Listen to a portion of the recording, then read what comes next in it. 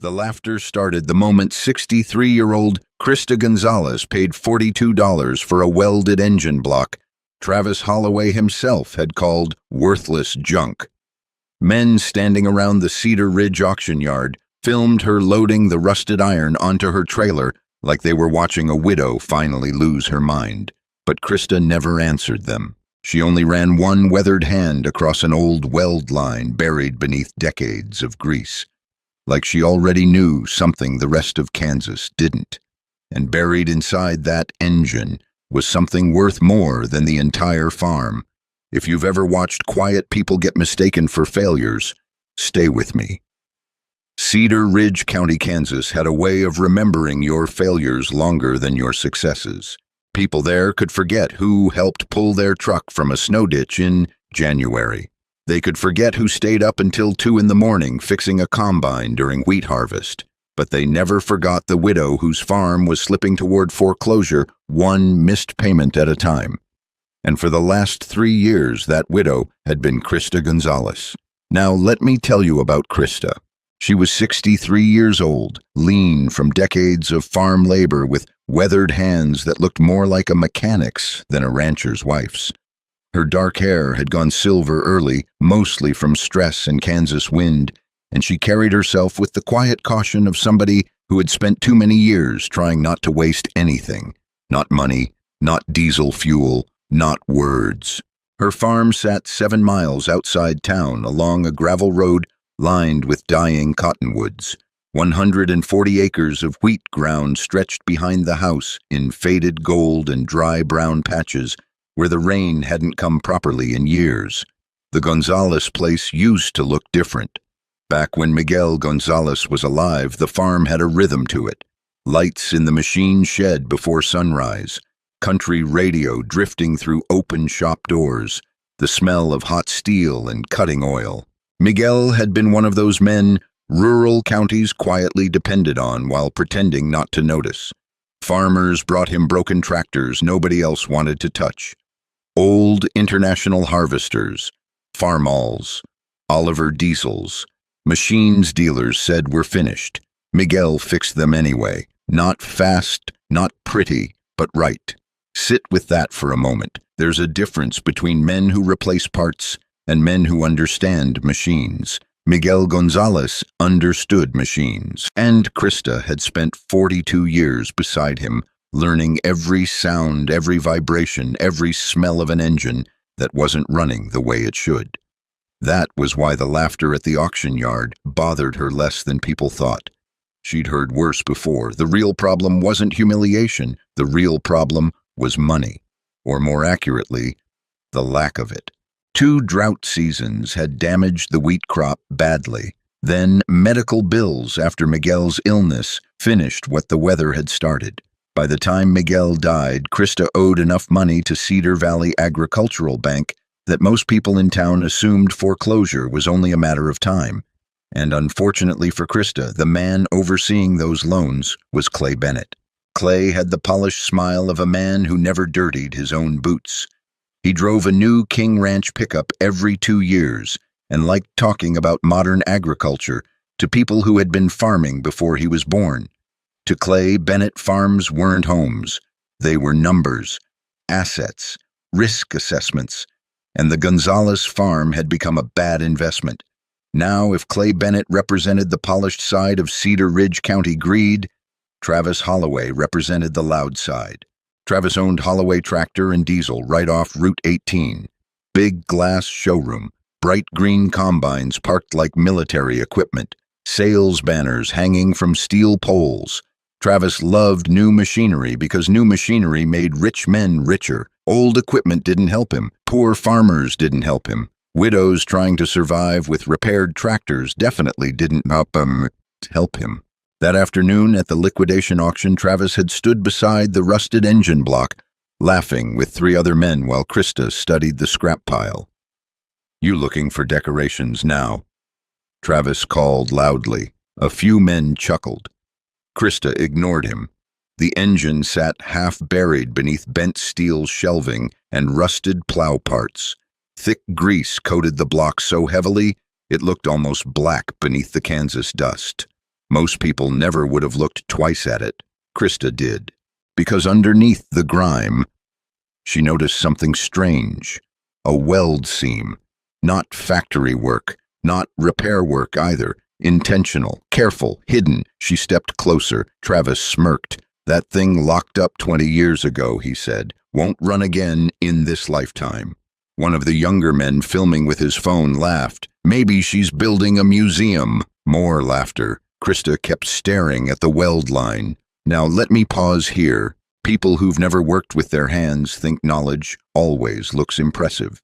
But real knowledge usually looks quiet. A mechanic notices things other people step over. A farmer notices weather before the clouds arrive. And Krista Gonzalez noticed that somebody had gone through extraordinary trouble to seal part of that engine shut. She crouched slowly despite the ache in her knees, ran her fingers across the steel. The weld wasn't random. It was too smooth, too deliberate, almost protective. Behind her, Travis kept talking louder, because men like Travis always mistake silence for weakness. "You know what your problem is, Krista," he said. "You keep trying to save dead things." That one got a bigger laugh. Even Clay Bennett smiled from near the auction trailer. Krista finally stood. The wind pushed dust across the yard between them, and for a second the entire place went strangely quiet. Because Krista looked directly at Travis Holloway with the kind of calm expression people wear when they've already survived worse things than embarrassment. Then she said the only word she'd spoken all afternoon. "How much?" Travis blinked once. "You serious? How much for the engine?" The auction clerk looked down at his clipboard. $42 if you haul it yourself." Another round of laughter rolled through the crowd. One man muttered 1,000 pounds of failure. Krista reached into her coat pocket, pulled out folded bills, paid cash. And that bothered Travis more than it should have, because humiliation works best when the target reacts. Krista didn't. She simply backed her old pickup toward the trailer, while men stood around watching like spectators at some small-town execution. The truck itself looked nearly as tired as the farm. Rust near the wheel wells, cracked mirrors, driver's seat patched with duct tape. Miguel's old rosary still hanging from the rearview mirror. Two teenagers filmed as Krista and the auction worker chained the engine block down. "Internet's gonna love this," one of them whispered. Travis crossed his arms. "You know what that thing's worth." Krista tightened the final chain. $42, she answered calmly. A few people laughed again, but Travis didn't, because for the first time all afternoon, he noticed she wasn't embarrassed, and that unsettled him. Krista climbed into the pickup. The old engine rattled alive beneath the hood. As she pulled out of the yard, Kansas wind blew dust behind the trailer, carrying that welded block of rusted iron toward the dying Gonzalez farm. Most people in Cedar Ridge County believed they had just watched an old widow make one final desperate mistake. What they didn't understand yet was that Krista Gonzalez had just hauled home the most important thing her family had lost in nearly 50 years. And buried beneath decades of grease and steel, something was waiting. By the time Krista Gonzalez pulled into her farmyard, the sun had already dropped low behind the wheat fields. Kansas evenings had a lonely kind of beauty in late summer, long shadows across dry ground, dust floating gold in the air, wind moving through brittle wheat like somebody whispering through paper. The trailer creaked behind her pickup as she backed slowly toward the old machine shed Miguel had built 31 years earlier. The building leaned slightly now. One side of the tin roof sagged where winter ice had bent the beams 2 seasons ago. Rust spread along the sliding doors, and faded lettering above the entrance still read, "Gonzalez Repair and Welding." Miguel had painted those words himself. Krista sat quietly behind the steering wheel for a long moment before shutting off the engine. Silence settled across the yard. No radio inside the shop anymore, no welding sparks through the windows, no Miguel, just wind. Now let me tell you something about grief most people never understand. After enough years together, silence becomes louder than noise. Krista stepped down slowly from the truck. Her knees hurt worse in the evenings now. She hated that. Miguel used to joke that she walked like a linebacker carrying feed sacks across frozen ground. Back then, she'd laugh and throw greasy shop towels at him. Now the memory hurt too much to laugh at. She grabbed the trailer chain and stared at the engine block again. Even under dirt and grease, the weld seam bothered her, not because it looked ugly, because it looked careful. And careful work always means intention. Inside town, meanwhile, the story had already spread halfway across Cedar Ridge County. At Mercer's Diner, 3 farmers sat near the front window, drinking burnt coffee while talking about Krista like she was already gone. $42 for dead iron, one muttered. Foreclosure stress finally cooked her brain. Another laughed. Clay Bennett says bank gives her maybe 3 more months. At the counter, waitress Diane Porter shook her head quietly. Diane had known Krista for years. Woman's tougher than people think, she said. The men shrugged. Small towns love resilience right up until resilience becomes inconvenient. And Krista Gonzalez had become inconvenient because she refused to disappear quietly. Back at the farm, Krista rolled open the machine shed doors. The smell hit her immediately. Old oil, steel dust, grease soaked into wood older than some marriages. Miguel's tools still hung exactly where he'd left them. Half-used welding rods in coffee cans. Sockets organized by size. A cracked leather stool beside the workbench. Even his jacket still hung near the back wall. Krista looked at it for a second too long before turning away. Then she got to work. The chain hoist groaned overhead while she slowly lifted the engine block off the trailer. The metal swung carefully through the dim shop light before settling onto heavy wooden stands Miguel had built decades earlier. Krista wiped sweat from her forehead with the back of her sleeve. Then she just stood there staring at the thing. Most people would have seen scrap. Krista saw questions. She grabbed a putty knife first, started scraping grease. Thick black layers peeled away slowly from the steel like decades of buried history. Underneath, old casting marks appeared, numbers, manufacturer stamps, and finally, the weld. Krista leaned closer beneath the yellow work light. The seam stretched along part of the engine block near the lower side casing, too smooth, too deliberate. Whoever did it had taken their time. Now let me pause here. Mechanics notice details ordinary people miss. Factory welds have rhythm. Repair welds have urgency. But hidden work has patience. Krista ran her fingertips along the edge, carefully. Then she frowned, because beneath one section of grease she spotted tiny marks scratched into the steel. Not machine markings, hand markings. She wiped harder with a rag soaked in solvent. The scratches became clearer. R.G. Krista froze. The shop suddenly felt colder. R.G. Rafael Gonzalez, Miguel's father. Sit with that for a moment. Miguel almost never talked about Rafael, only small pieces here and there over the years. Brilliant mechanic, bad businessman, proud man, worked himself into the ground. According to Miguel, Rafael spent years building diesel systems and custom injection designs nobody appreciated because he couldn't afford patents or lawyers. And somewhere in the middle of those stories, things went wrong. Very wrong. Krista stepped backward slowly. Her eyes stayed locked on the scratched initials. Miguel, she whispered softly into the empty shop. A memory came back suddenly. Years earlier, winter night, Miguel sitting at this exact bench drinking black coffee while rebuilding a Farmall carburetor. Dad used to hide things in machinery, he'd said casually. Krista remembered laughing. What kind of things? Miguel shrugged. Whatever mattered enough. At the time, she thought he meant money. Now, she wasn't so sure. Outside, headlights swept briefly across the farmyard. Krista glanced through the dusty shop window. A pickup slowed on the road, kept moving, probably somebody curious enough to stare but not brave enough to stop. That happened a lot lately. People watched struggling farms the way people watch storms roll in, from a distance. Krista grabbed a flashlight and crouched beside the engine again. She angled the beam along the weld line, and there it was. A tiny opening, almost invisible beneath the steel lip. Not accidental, intentional, like airflow space, or drainage, or access. Her pulse quickened slightly. The beam caught something deep inside for half a second. Not engine parts, not cast iron, something smooth, maybe cylindrical, maybe metal. Krista sat back slowly on the concrete floor. The wind rattled the shed walls outside. She could almost hear Miguel again. Some men hide gold. Smart men hide truth. Now the thing about old farmers and mechanics is this: they don't scare easily, but they do respect mystery.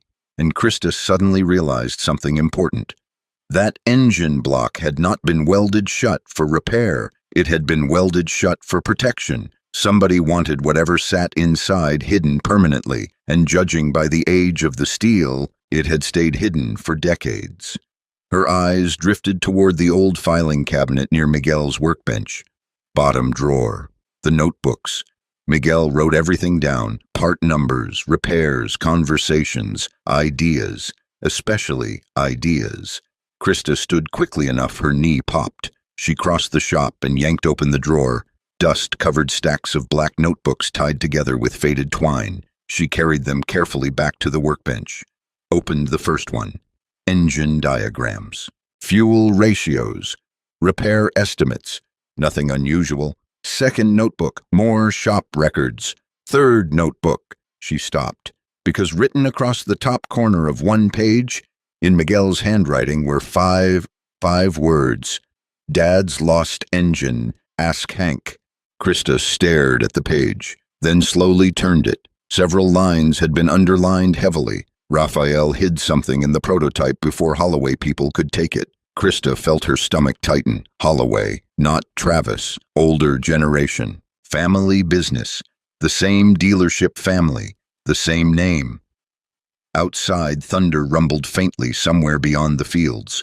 A storm maybe 30 miles away. Krista looked back toward the engine sitting beneath the dim shop lights. All afternoon, the people in Cedar Ridge County had laughed because they thought an old widow bought scrap metal out of desperation. But Krista Gonzalez was beginning to understand something terrifying. That engine might not have been junk at all. It might have been hidden. And hidden things usually stay hidden for a reason. She picked up the flashlight again, walked slowly back toward the weld seam, and this time, when she aimed the beam into the narrow opening, she saw it clearly. A steel tube, buried inside the engine block itself. Krista stopped breathing for one long second, because somebody had welded an entire engine shut, to protect whatever was inside. Krista Gonzalez did not sleep that night. Not really. She sat at Miguel's old workbench, while cold coffee turned bitter beside her elbow, and Kansas wind rattled loose tin somewhere along the roofline. The steel tube inside the engine block kept replaying in her mind. Whoever hid it had trusted the engine more than a bank vault.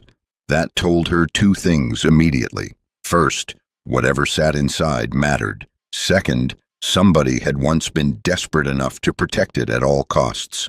Now, let me tell you something about old mechanics. They trust steel more than people. Steel doesn't gossip.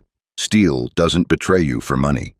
And Rafael Gonzalez had apparently understood that long before Krista ever met him. The fluorescent light above the workbench flickered softly while she opened another one of Miguel's notebooks. Most pages looked ordinary at first glance. Repair records, fuel pressure numbers, transmission notes, harvest dates. But once Krista started reading carefully, patterns appeared. Miguel had circled certain names repeatedly over the years. Holloway, Turner Diesel, Prairie Equipment Supply. And beside several entries he'd written the same phrase. Dad never trusted them. Krista leaned back slowly in the chair. Outside, distant thunder rolled again across the plains. The storm still hadn't reached Cedar Ridge County, but the air carried that heavy electricity Kansas gets before midnight rain. She flipped another page. This time a folded newspaper clipping slid loose onto the bench. Krista unfolded it carefully. The article looked nearly 50 years old. Blackwell Agricultural Systems announces revolutionary new diesel efficiency design. Below the headline sat a blurry black and white photo of 3 men beside a prototype tractor engine. Krista stared hard at the image. One of the men wore a suit, Another wore thick mechanic gloves. The third stood partially cut off near the edge of the frame. Miguel had circled that third man heavily in red ink. Rafael Gonzalez, younger, dark-haired, serious eyes. Krista felt a chill move through her shoulders, because Miguel had once told her his father never received public credit for anything he built. But there he was, right in the photograph. Buried near the bottom of the article sat one final sentence. Company officials declined to comment on rumors of internal disputes regarding patent ownership. Krista read it twice, then a third time. Now let me pause here. Small-town people have long memories, but corporations count on those memories dying before the truth resurfaces. That's how powerful men bury ordinary people, not always with violence, sometimes with time. Krista reached toward another notebook quickly. This one looked older than the others. Different handwriting, too, sharper, more mechanical. Her breath caught slightly when she opened the cover. R.G. Rafael Gonzalez. Miguel had kept his father's notebook all these years. The first pages contained engine calculations so complicated they barely looked handwritten at all. Pressure ratios, fuel atomization sketches, injector timing diagrams. Krista couldn't understand all of it, but she understood enough to realize Rafael wasn't just some farm mechanic. The man had been brilliant, and brilliance without money is a dangerous thing in America, especially in rural America. About halfway through the notebook, Krista found an entry dated October 14th, 1971. The writing changed there. More rushed, angrier. They offered me $3,000 to sign everything over. Holloway said nobody would believe a Mexican mechanic over company men anyway. Krista swallowed hard. Another line below it, I told them the design stays mine. Then another, if anything happens, the prototype gets sealed. Her eyes moved faster now across the page. The fuel system works. 28% lower consumption during field load testing. Better than anything they expected. Krista sat frozen. 28%. Sit with that for a moment. That kind of improvement could have changed a man's entire future in the 1970s agricultural world. Maybe even made him wealthy, unless somebody stole it first. Another thunder roll shook the windows harder this time. Rain finally began tapping lightly against the roof. Krista kept reading. Holloway threatened legal action today. Says Blackwell Agricultural owns everything built in their shops. But they never designed it. I did. Then finally, if they take the plans, Miguel loses everything. Hide the truth where greedy men never look. Krista slowly closed her eyes. The engine block, the weld, the steel tube. Rafael hadn't hidden money, he'd hidden proof. And suddenly something else snapped into place in Krista's memory. Years ago, after too much whiskey one winter night, Miguel had said something strange while staring at old photographs. Dad didn't lose, he muttered quietly. Krista remembered asking what he meant. Miguel only shook his head. They just buried him before he could fight back. At the time, she thought grief was talking. Now, she wasn't sure. The rain intensified outside while Krista crossed the workshop toward the engine again. The giant block sat beneath hanging lights like some rusted animal waiting to wake up.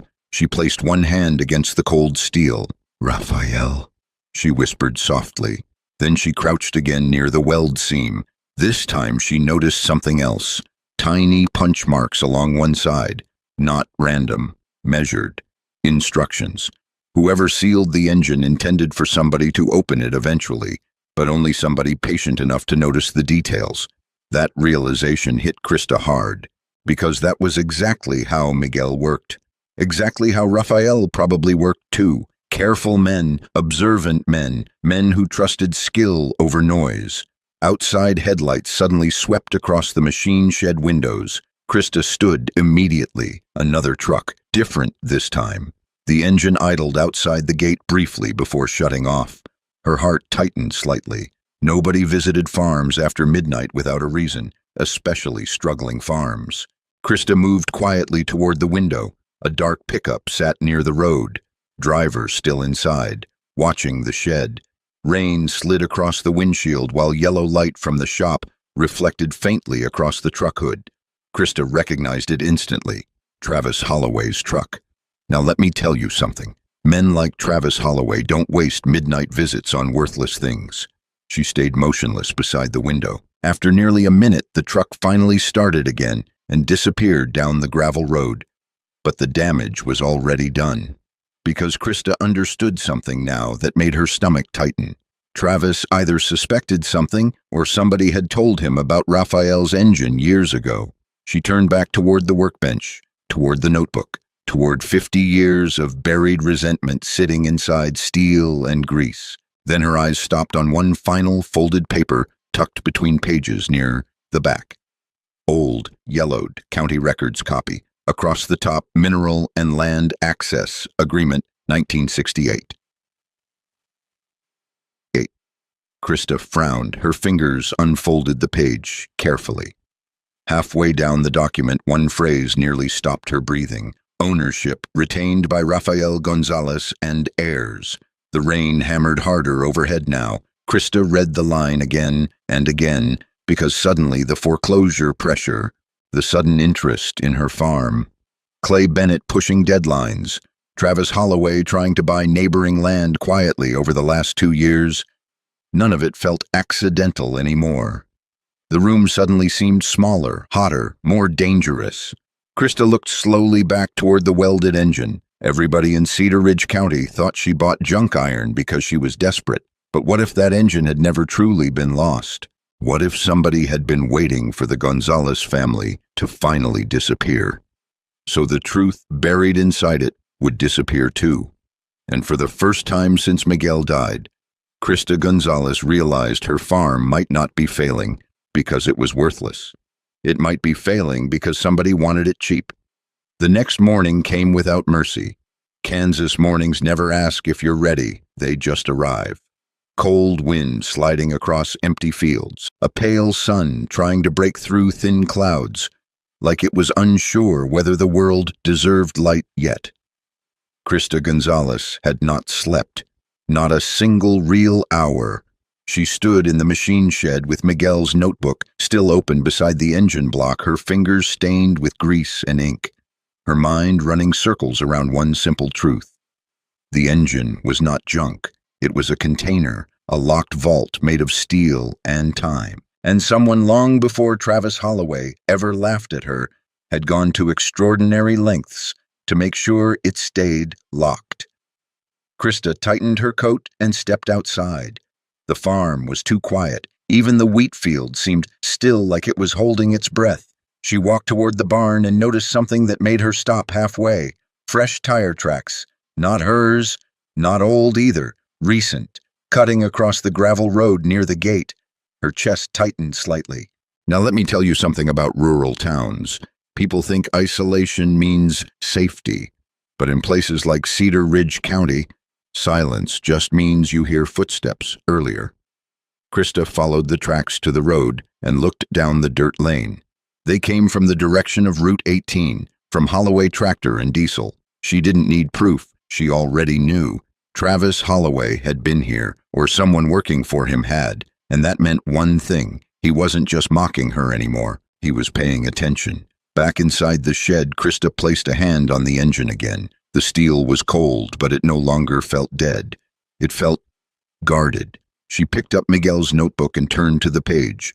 About Rafael Gonzalez again. One line kept pulling her back. If they ever find it, they will try to take it before it is understood. Krista whispered to herself. Understood by who? A knock came suddenly at the front house. Not loud, not aggressive, controlled. Krista froze. She walked slowly through the yard, boots crunching over dry soil, until she reached the porch. When she opened the door, she wasn't surprised. Clay Bennett stood there. Cedar Valley Agricultural Bank, pressed shirt, polished boots that had never seen real mud. He smiled like a man doing a favor. Morning, Mrs. Gonzalez. Krista didn't invite him in. She just held the door half open. Clay glanced past her shoulder toward the farm. I was in the area, he said casually. Thought I'd check on your situation. Krista said nothing. Clay continued. There's been some internal discussion at the bank.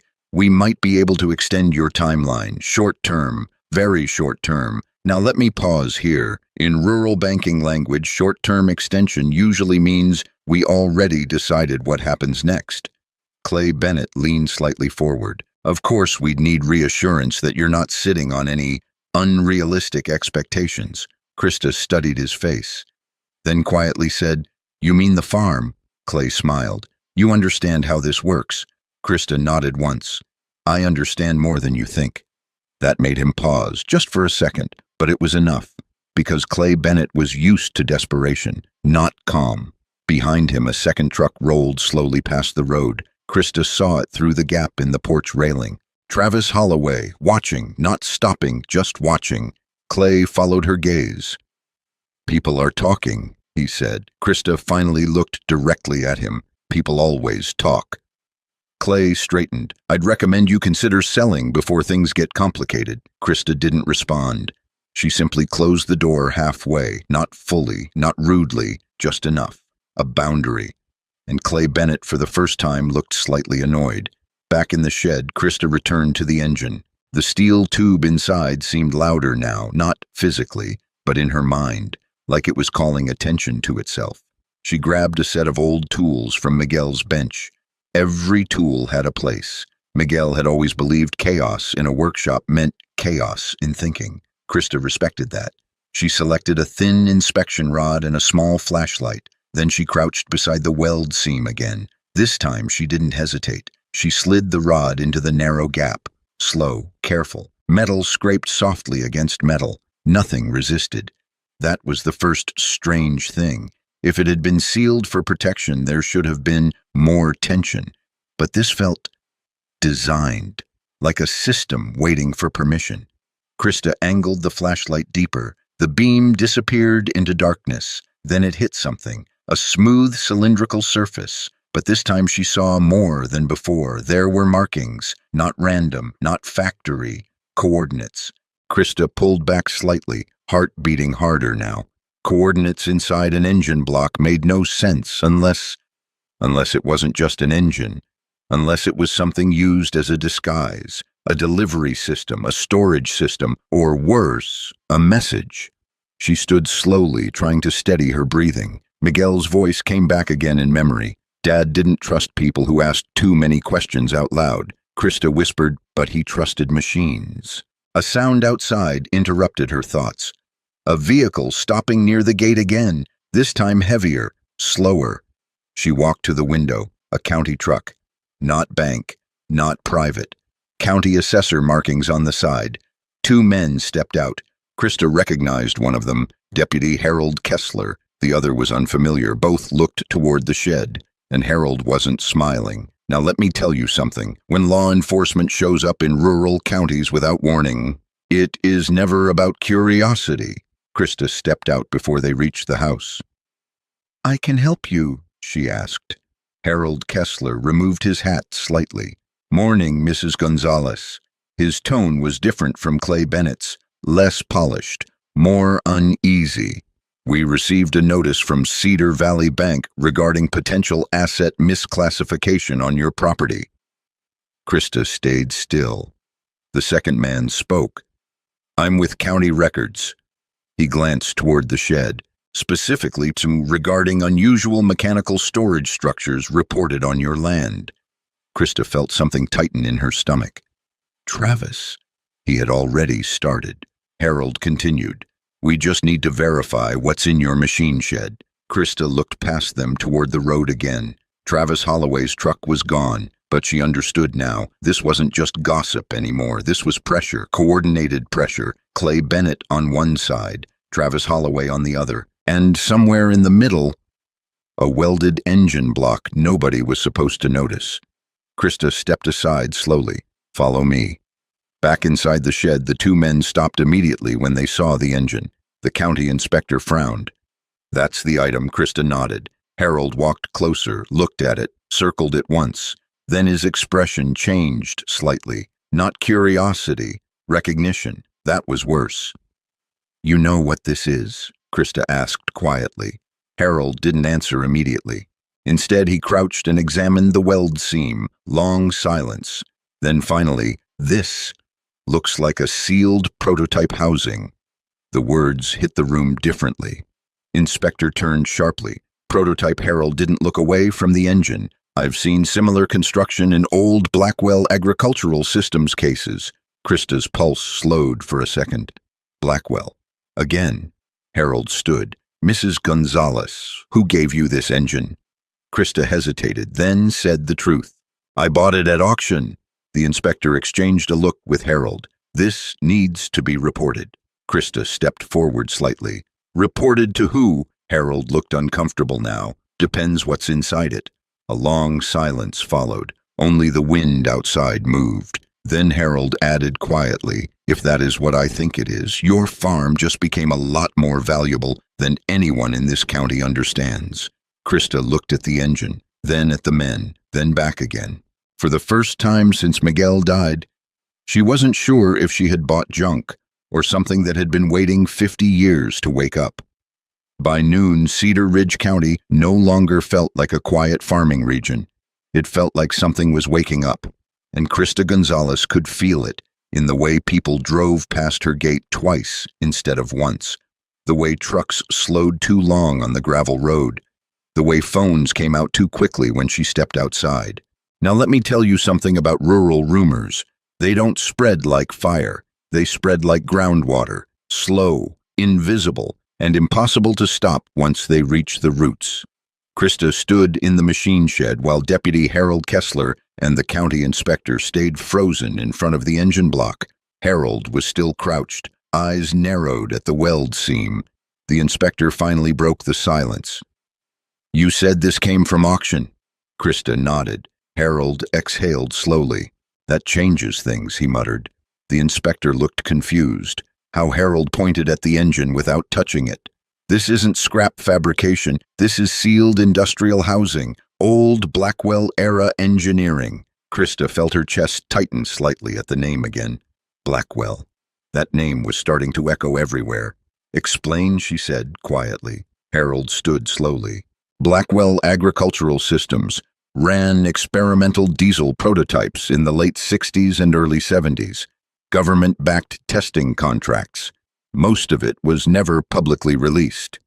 The inspector frowned, and Harold hesitated, and some of those prototypes were never supposed to leave controlled facilities. Silence dropped again into the shed. Krista looked at the engine, then at Harold, then back again. You're saying this was stolen. Harold didn't answer directly. I'm saying someone went to extreme lengths to make sure it stayed hidden. Outside, thunder rolled again, closer this time. The storm was finally moving in. Krista crossed her arms slowly. Then what's inside it? Harold looked at the weld seam again. I don't know. That answer mattered more than he realized, because men like Harold Kessler didn't like saying those 3 words. I don't know. The inspector stepped back slightly.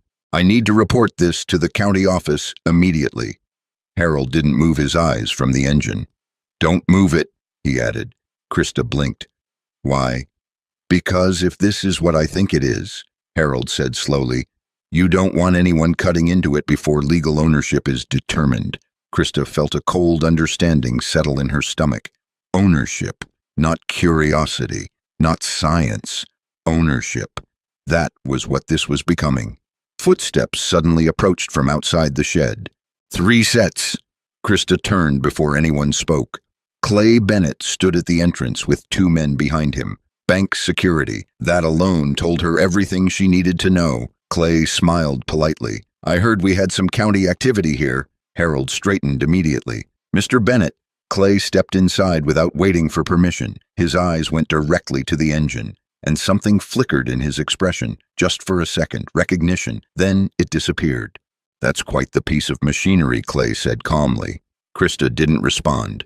Clay walked slowly around the engine. Mrs. Gonzalez, he continued, you understand that if this item is interfering with the valuation of your property, the bank may need to reassess your loan terms. Harold frowned. This is an active potential historical artifact, he said. It cannot be seized or leveraged until we determine what it is. Clay smiled politely again. Of course, we're not here to seize anything, but his eyes didn't leave the engine, and Krista noticed something else. Clay Bennett wasn't curious. He was nervous. Now, let me pause here. Men like Clay Bennett don't get nervous about scrap metal. They get nervous about information. Krista stepped slightly closer to the engine. "Why are you really here?" she asked. Clay looked at her, long enough that the air in the shed felt heavier. Then he said carefully, "I'm here because unusual assets on distressed farms tend to create complications." Harold cut in. "This is not an asset yet." Clay nodded. "Of course." But he didn't leave. Outside, rain finally started falling harder. The sound echoed across the metal roof like distant machinery waking up. And Krista suddenly realized something important. This wasn't just about her anymore. Not her debt, not her farm, not even the engine. It was about who controlled what people were allowed to know. Clay Bennett turned toward Harold. "Whatever this is," he said calmly, "the bank will cooperate fully with county investigation." Then he turned back toward Krista. "And I strongly advise you to do the same." He left just as quietly as he had arrived, but the air stayed different after him, heavier. Harold watched him go, then turned to Krista. "You need legal protection," he said quietly. Krista didn't answer immediately. She looked at the engine, at the weld seam, at the invisible line separating ignorance from truth. "I already have something better," she said finally. Harold frowned. "What's that?" Krista tapped the engine lightly. "This." That night, Krista didn't go back to sleep. Instead, she did something she hadn't done in years. She called someone outside the county, a name Miguel had written once in a notebook margin. Hank Riley, former mechanical inspector, retired state equipment examiner, a man who had once worked directly with agricultural prototype systems. When he answered, his voice was slow and tired. "This better be important," he said. Krista didn't waste time. "I have a sealed Blackwell-era engine," she said. "Possibly prototype, possibly containing internal documentation." Silence on the line, long enough that she thought the call had dropped. Then Hank said quietly, "Where did you get it?" "At auction." Another pause, then a sharper tone. "Listen carefully," he said. "Do not open it. Do not let the bank touch it. And whatever you do not let Holloway equipment near it." Krista froze slightly. Holloway. Hank exhaled. "I thought that name might come up."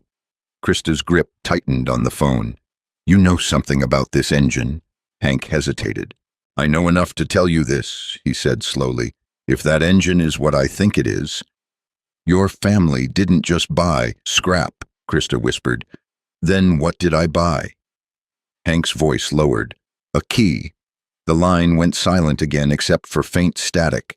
Krista looked out the window of the farmhouse. Rain poured over the fields, now turning dry Kansas soil into dark, moving water. And for the first time since Miguel died, she understood that the quiet life she had been fighting to save was no longer quiet at all. Somewhere in the distance, a truck engine started on the road outside the farm. Krista didn't move, because now she knew something the rest of Cedar Ridge County didn't. They hadn't found junk. They had found something people were willing to protect, steal, and bury for 50 years.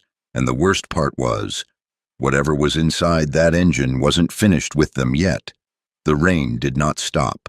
It settled over Cedar Ridge County like a slow judgment, turning gravel roads into dark ribbons and wheat fields into heavy, listening seas.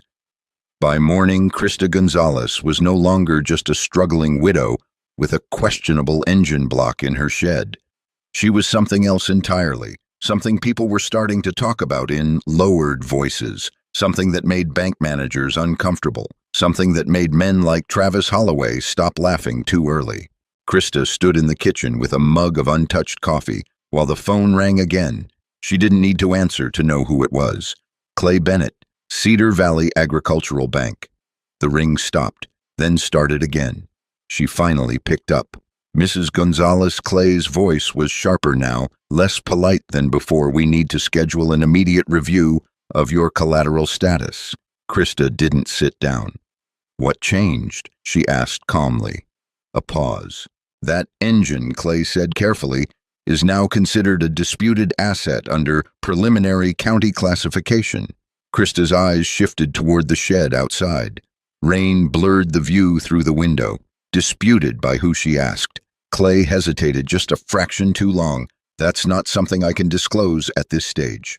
Krista nodded slowly, even though he couldn't see her. Then there's nothing to discuss. She hung up, not angry, not shaken, just finished. Now let me tell you something about men like Clay Bennett. They don't panic when land loses value. They panic when land gains meaning, because meaning cannot be auctioned easily. Outside tires crunched the gravel road. Krista looked up. A second later, a familiar truck rolled into view. Travis Holloway. He didn't get out immediately, he just sat there, watching the farm, watching the shed, watching like a man trying to decide if a door was still locked. Krista stepped outside before he could knock. Rain hit her shoulders instantly. Travis finally opened the door of his truck. He looked different today, less confident, more measured. "Morning, Krista," he said. She didn't answer. He nodded toward the shed. "You've been busy." Krista folded her arms. "Say what you came to say." A small smile tried to form on his face but didn't fully succeed. "I heard counties sniffing around your scrap metal situation." Krista stayed quiet. Travis stepped closer, boots sinking slightly into wet soil. "You know," he said casually, "people get excited about old machinery. Happens all the time. Most of the time it turns out to be nothing." Krista finally looked at him. "Is that what you're hoping for?" That stopped him, just for a second. The rain filled the silence. Then Travis shrugged. "I'm hoping you don't make your situation worse." He glanced toward the shed again. "But I'll give you advice anyway. Sell it, whatever it is. Sell it before lawyers start asking questions you can't afford." Krista tilted her head slightly. "You're worried about lawyers now?" Travis laughed lightly, but it didn't sound natural. "I'm worried about you wasting time."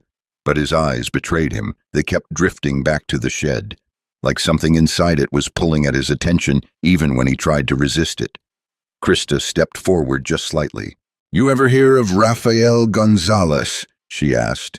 The name hit the air differently. Travis didn't respond immediately, a flicker, almost invisible, then gone. "No," he said too quickly. Krista watched him closely. The rain dripped from the brim of her hat. "You sure?" she asked. Travis forced a shrug. "Should I have silence again?" But this time it wasn't empty. It was heavy.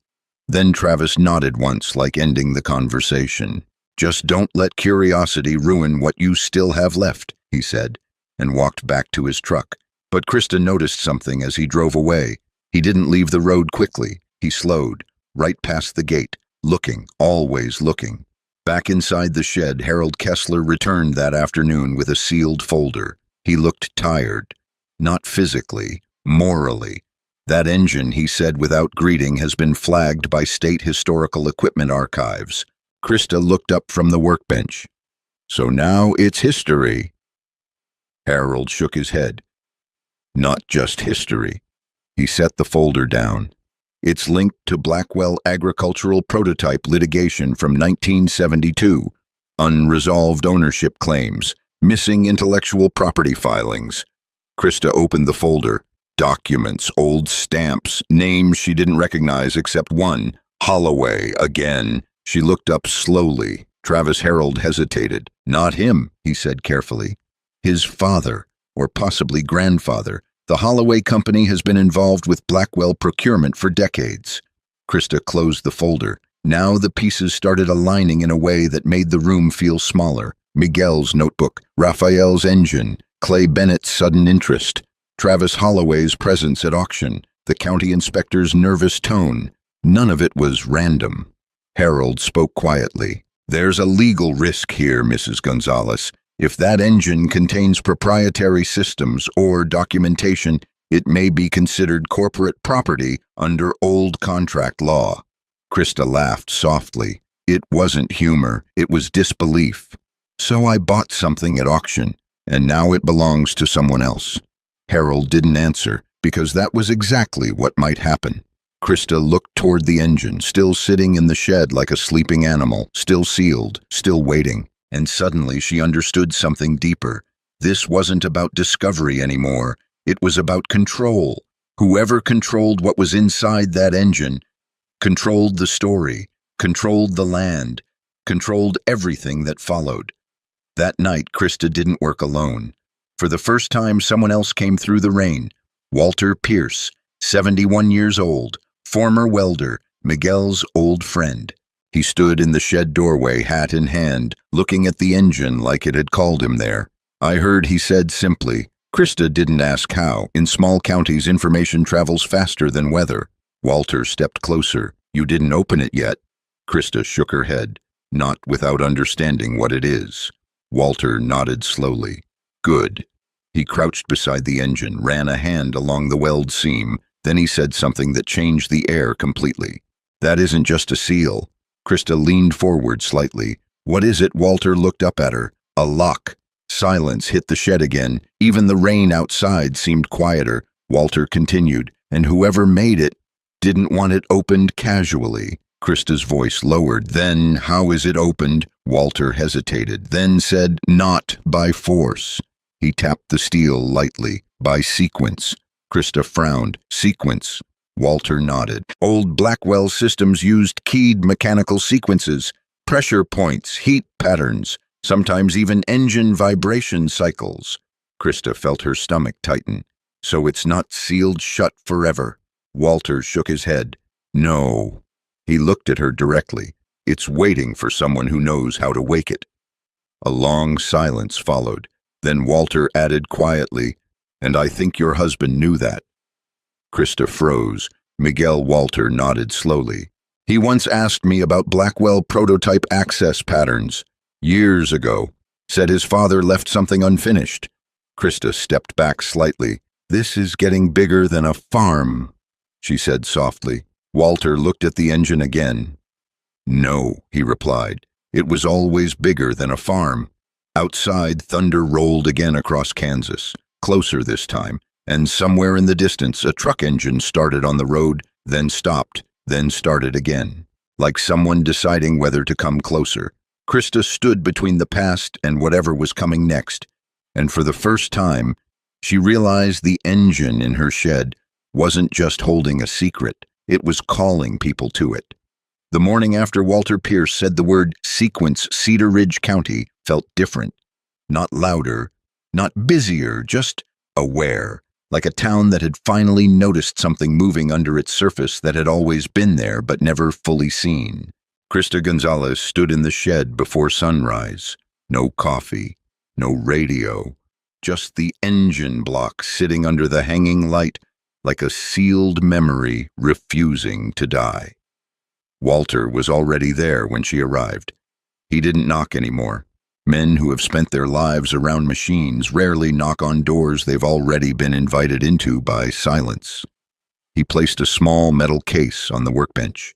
Inside were tools Krista had never seen before, not modern, not digital, mechanical calibrators. Pressure gauges, old alignment pins. Krista frowned. Where did you get these? Walter didn't look up. From a time when people built things to last, he said. That was the only explanation he gave. Now let me tell you something. Old mechanics don't believe in shortcuts. And Walter Pierce looked like a man who had spent his entire life respecting things that punished impatience. He moved to the engine, studied the weld seam again. Blackwell didn't just seal engines, he said quietly. They built locked systems inside them. If Rafael Gonzalez worked on this, then whatever's inside isn't meant to be accessed directly. Krista crossed her arms. So what are we supposed to do? Walter finally looked at her. Listen to it. Silence. Krista blinked. Listen. Walter nodded. Mechanical sequences aren't just about pressure. They respond to rhythm, heat, timing, even vibration harmonics. Krista shook her head slightly. That sounds like theory. Walter almost smiled. Everything sounds like theory until it opens. Outside, a truck engine roared briefly on the road, then faded, then returned again slower this time. Krista glanced toward the window. I think we're being watched, she said. Walter didn't deny it. Of course we are. That answer should have been comforting. It wasn't, because Walter said it like watching was expected. Like the engine had already attracted attention long before Krista ever touched it. By mid-morning, the county arrived again.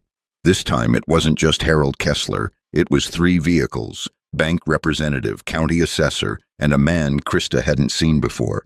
He stepped out last. Expensive coat, clean boots, too clean. He didn't introduce himself. He just looked at the shed, at the engine, and said one sentence.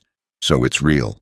Clay Bennett was already there, too, standing slightly behind the group, watching everything carefully now, like a man trying not to reveal what he already knew.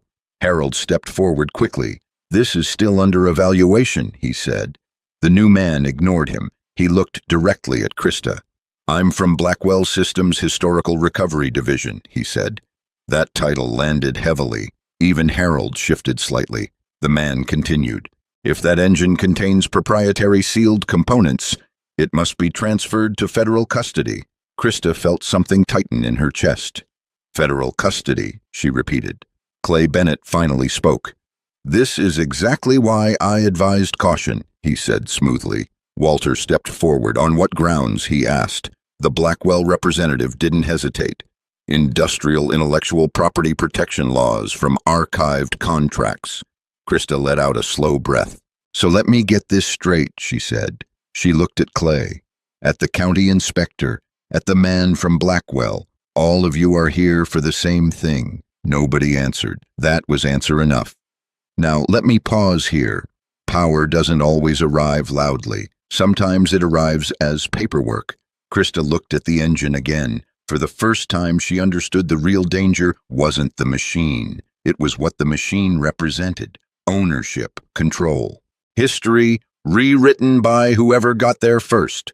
Walter leaned closer to her. "Don't let them rush you," he said quietly. The Blackwell representative stepped forward. "We can secure compensation for your cooperation," he added. Clay Bennett nodded slightly. Always the same language. Compensation, settlement, resolution. Words used when someone wants you to stop asking questions. Krista didn't respond immediately. Instead, she walked slowly toward the engine. She placed her hand on the cold steel, and for a moment the entire shed seemed to quiet. Even the wind outside softened. Krista spoke without turning around. "You all think this belongs to you?" she said. No one interrupted her. "But it was in my barn," she continued. "My family bought it." She turned slightly, her eyes moving from one face to the next. "And none of you knew it existed until I opened the door." Silence. Clay Bennett shifted uncomfortably. The Blackwell representative narrowed his eyes. "That does not establish ownership," he said. Krista nodded. "I'm not claiming ownership," she said calmly. She tapped the engine once. "I'm claiming truth." That word changed something in the room, because truth cannot be auctioned, but it can be fought over. Harold cleared his throat. "Mrs. Gonzalez, I need to advise you." Krista raised her hand slightly. "No," she said softly, not angry, just final. Walter watched her carefully now, because he understood something in her tone. Krista wasn't afraid anymore. She was deciding. She turned toward the engine again, then looked at Walter. "You said sequence," she said. Walter nodded slowly. Krista continued. "Then we stop letting them talk about it like it's theirs." She stepped closer to the workbench, opened Miguel's notebook again, flipped through pages quickly, then stopped. Her finger rested on a single handwritten note Miguel had underlined twice. "Vibration Unlock Protocol, Prototype Cycle Sync." Walter saw it immediately. His expression changed. "That's it," he said quietly. The Blackwell representative frowned. "What is he talking about?" Walter didn't look at him. "He's talking about a mechanical access sequence." Clay Bennett stepped forward slightly. "That's impossible," he said quickly. Walter finally turned. "Not in 1950s Blackwell engineering," he said. Silence dropped again. Krista looked at the engine. "Then how do we start it?" she asked. Walter hesitated, then said the words nobody in the room wanted to hear. "You don't start it like a machine. You start it like a memory." That night the shed lights stayed on. Rain returned again over Kansas. Harder this time, almost violent against the roof. Krista, Walter, and Miguel's old tools surrounded the engine like a ritual circle. Outside the shed window, vehicles lined the road again, more than before. Travis Holloway was there now too, not speaking, just watching. Clay Bennett stood near the gate. The Blackwell representative was on a phone call that sounded increasingly urgent. Everyone was waiting for something to happen, but only Krista stepped forward. She placed her hands on the engine casing. Walter adjusted the first calibration tool. Small pressure shift, he said. Krista applied force slowly. The engine responded with a deep, metallic groan. Not breaking, not opening, responding. The sound echoed through the shed like something waking up after a long sleep.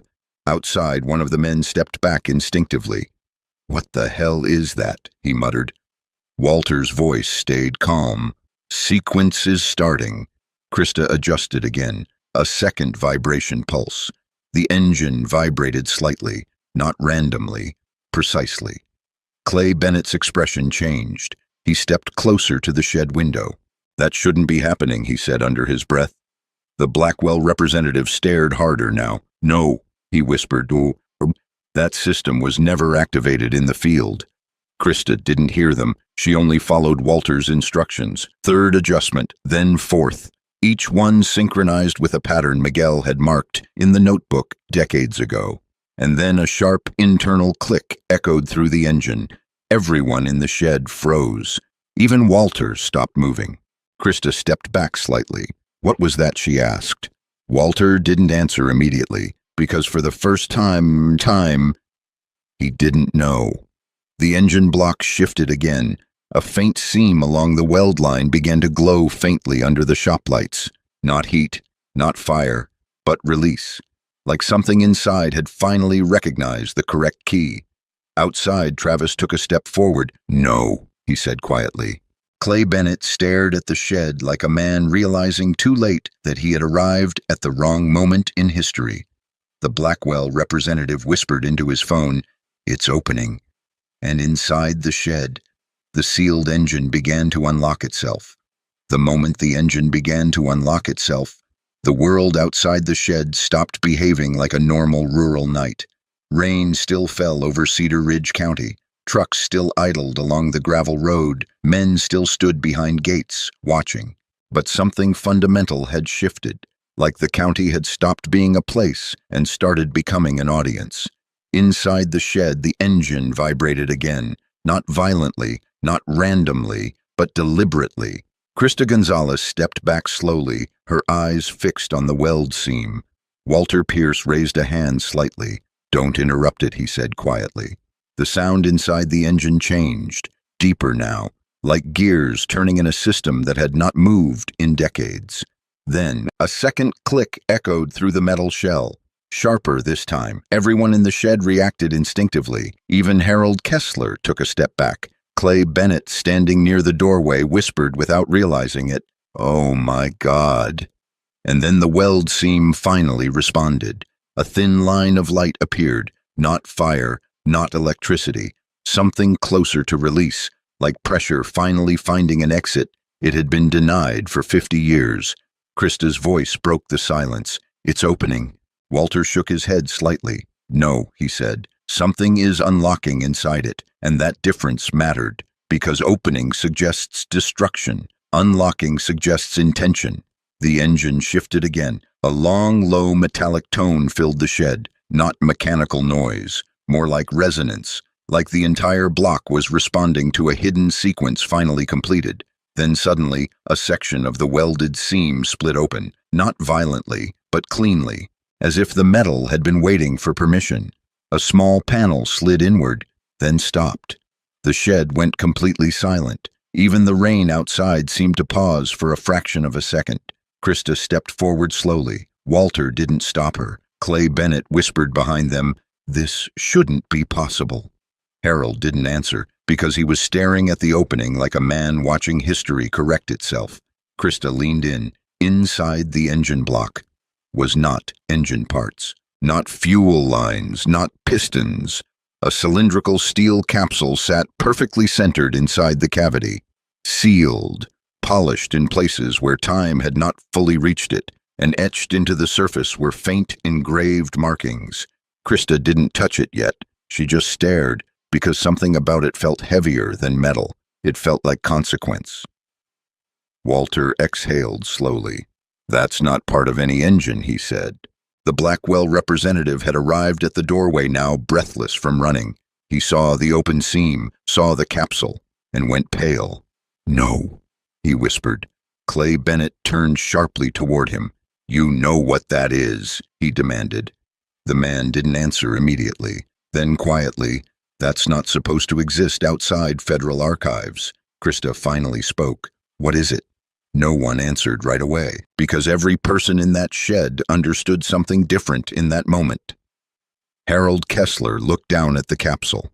"This might be classified prototype documentation storage," he said carefully, "or something worse." Krista frowned. Worse how the Blackwell representative finally stepped forward. "That is a sealed experimental data core," he said. His voice was tense now. "Used for prototype systems that were never approved for civilian exposure." Walter turned toward him immediately. "You mean it contains technical designs?" The man shook his head. "Not just designs." Silence tightened again. Clay Bennett's voice dropped. "What else could it contain?" The man hesitated, then said, "Proof." That word changed the atmosphere instantly, because proof is not neutral. Proof creates winners and losers. Krista looked at the capsule again. Inside the engine that everyone called junk was something that had turned an entire county into a battlefield without anyone realizing it. She stepped closer slowly. Walter watched her carefully. "Don't open it yet," he warned. Krista nodded slightly. "I'm not." But she didn't step back either. Outside headlights began to multiply along the road. More vehicles arriving, more people drawn by rumors they didn't understand. Travis Holloway stood near the fence now, just watching, not speaking, not smiling anymore. Clay Bennett turned toward Harold. "We need to secure this immediately," he said. Harold didn't respond, because for the first time he wasn't sure who had authority anymore. Krista finally reached out. Her fingers stopped just short of the capsule. "Walter," she said quietly. "Yes." If this is proof, she asked proof of what. Walter looked at the capsule for a long moment, then answered carefully, "Proof of ownership." The shed went silent again. Even the rain outside seemed to hesitate. Krista pulled her hand back slowly. Ownership of what she asked. No one answered immediately, because the answer was too large for the room. The Blackwell representative finally spoke. "That system was part of a discontinued energy efficiency engine program," he said. "If activated, it would have reduced fuel dependency across agricultural sectors dramatically." Clay Bennett narrowed his eyes. "That sounds like innovation," he said. The man shook his head. "It also would have destroyed existing fuel and equipment markets overnight." Silence. "Now let me tell you something about innovation in rural America. It doesn't fail because it doesn't work. It fails because it threatens too many things that already do." Krista looked at the capsule again. "And Rafael Gonzalez built this?" she asked. The man nodded slowly. "Or helped design it." Walter stepped closer. "Then why seal it inside an engine?" The Blackwell representative hesitated. "To protect it," he said finally, "from being erased." A long silence followed. Then Harold Kessler spoke quietly. "If this gets verified, your farm is no longer just farmland, Mrs. Gonzalez." Krista looked at him, "Mates." "What is it then?" Harold didn't answer immediately. "Then a historical custody site." Clay Bennett reacted immediately. "That's absurd." But his voice wasn't confident anymore. Because everyone in the shed understood the direction this was going. Krista stepped back slowly, the weight of it all finally settling in. Miguel's notebook, Rafael's writing, the sealed engine, the capsule, the sudden interest from Bank County and Blackwell Systems. None of it was random. It had never been random. It had been buried for decades. And she had accidentally dug it up with $42 and a trailer full of rusted iron. Outside, Travis finally spoke for the first time. His voice carried through the open door. "You all know what this means, right?"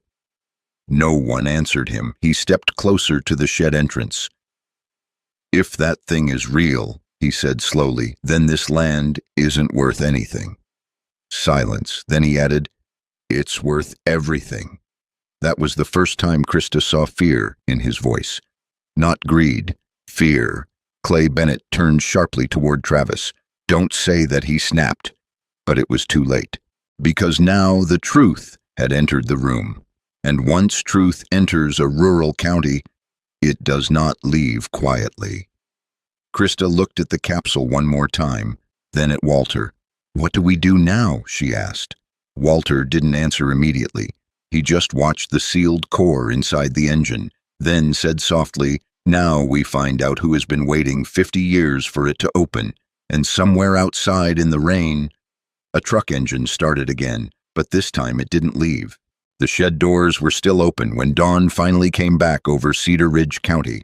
Not because anyone left them open, but because no one had moved to close them.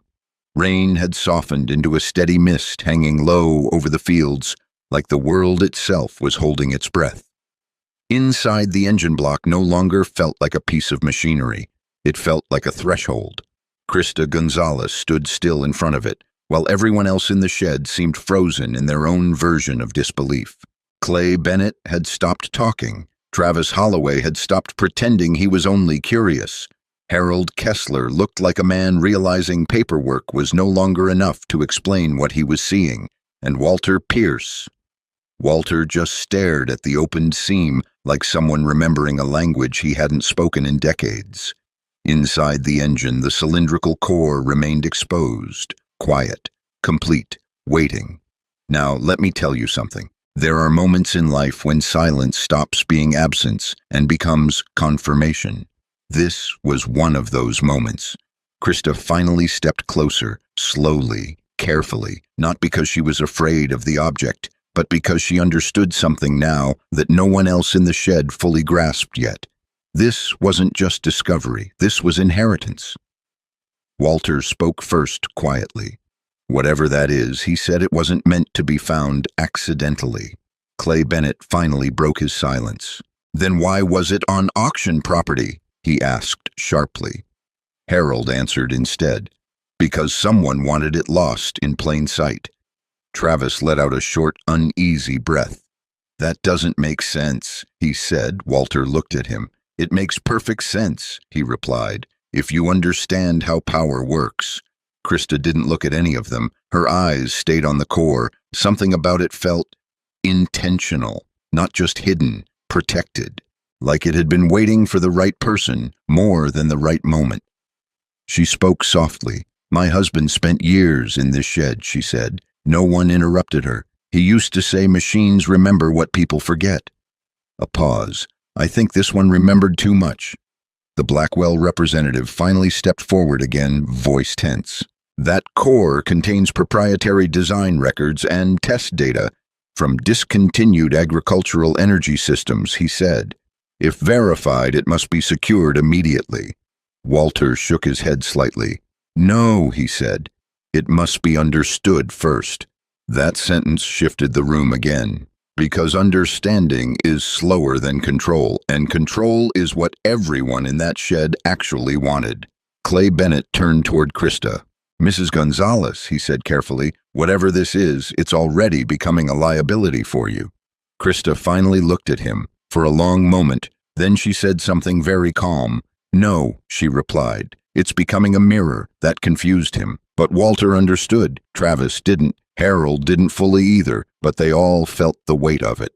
Krista continued, you all showed up here because you think this is about ownership, she said. She glanced toward Clay, bank ownership, then toward Travis, equipment ownership, then toward the Blackwell representative, corporate ownership.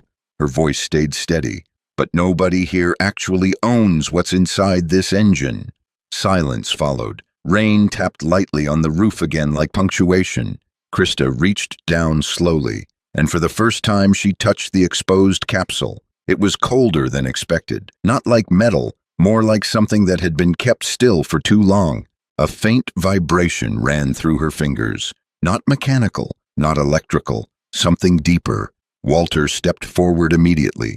Careful, he warned, but Krista didn't pull back. Instead, she whispered, it's already awake. And in that moment, something shifted inside the core. A soft, mechanical tone echoed outward, not loud, not dramatic, but precise, like a system recognizing presence. The Blackwell representative took a step back. "That's not possible," he said under his breath. Clay Bennett looked increasingly uneasy now. "What did she do?" he asked. Walter didn't answer, because he was watching something else. The engine block itself, the seam lines, the vibration pattern. He whispered slowly, "It's responding to her." Krista didn't react immediately, but she felt it. The way the core vibrated slightly in sync with her hand, not random, rhythmic, intentional. She pulled her hand back slowly. The vibration stopped. She placed it again. It returned, a pattern, a handshake, a recognition sequence. Walter exhaled sharply. "That's not a lock," he said quietly. "That's a biometric system." Harold frowned. In a farm engine, Walter looked at him. In something built to survive theft. That sentence landed heavier than the rain. Krista stepped back slightly now, and for the first time since this began, she understood the scale of what she was standing in front of. This wasn't just a prototype. This wasn't just a hidden design. This was a system built to wait for a specific lineage, a specific touch, a specific presence. Clay Bennett suddenly spoke again. "This is getting out of hand," he said. "We need to secure it immediately before what he didn't finish." Because the core emitted another tone, deeper this time, and the entire shed lights flickered once, then stabilized. Travis took a step backward. "I don't like this," he muttered. No one laughed. Because nobody else did, either. Krista looked at Walter. "What is it trying to do?" she asked. Walter hesitated, then answered honestly, "I think it's trying to complete activation." Harold immediately responded. Activation of what Walter didn't answer right away, because the truth sounded too large. Finally, he said, "A system that was never supposed to reach the public." The Blackwell representative stepped forward quickly now. "We need to shut this down," he insisted, but when he reached for the engine, the vibration stopped. Instantly, like it had reacted to intent, not action, just intent. The man froze, then slowly pulled his hand back. Silence returned. He looked shaken now. "This is beyond authorized scope," he said quietly into his radio. Clay Bennett suddenly spoke again. "This needs to end here," he said, but his voice lacked authority now. Because authority doesn't work when the object being discussed doesn't belong to any system currently standing in the room. Krista stepped forward again, and this time no one stopped her. She placed her hand near the core again, not touching, just close. The vibration returned, soft, controlled, waiting. Walter watched her carefully. "I think," he said slowly, "it responds to proximity calibration." Krista looked at him, meaning Walter answered, meaning it's not just a lock. "It's a test." Silence again. Then Krista spoke quietly. A test for what Walter didn't answer immediately. Then, for someone who knows what they're doing. That hit differently, because suddenly Krista understood something that had been forming since the moment she bought the engine for $42. This was never about money, never about foreclosure, never about Clay Bennett or Travis Holloway or Blackwell Systems. This was about lineage, about knowledge passed through hands instead of contracts. Miguel, Raphael, the notebooks, the hidden weld, the sequence, her hands.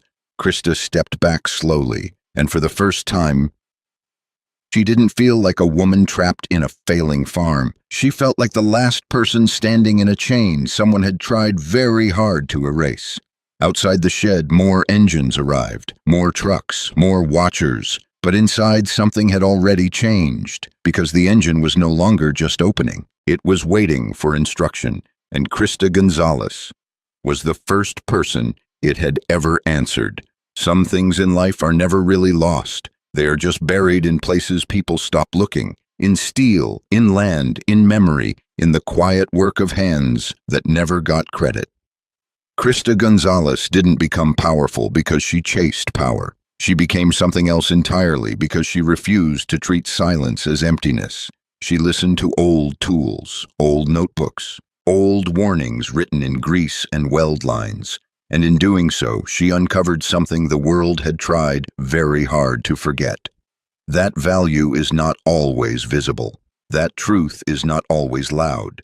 And that sometimes the most important things in history are not written in books. but sealed inside the things we are told to throw away.